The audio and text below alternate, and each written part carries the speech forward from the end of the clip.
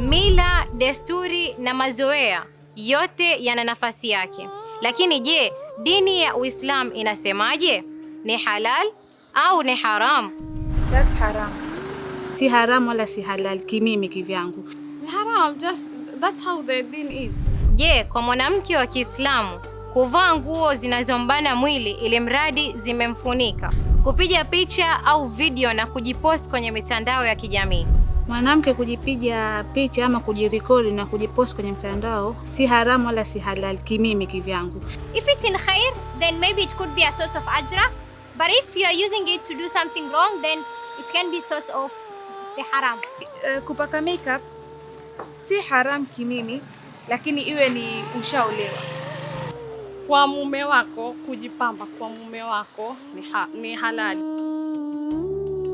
Wanazuoni wanasema ikiwa ule uso utapambwa, uso ule utakuwa una makeup, basi utaona ni wajibu kufinika. Innal halala bayyinun wa innal harama bayyinun. Halali iko wazi, haramu iko wazi. Usikose kutegea kipindi cha Halal au Haram kila siku ya Alhamisi saa 9 jioni hapa hapa Al Hajar TV.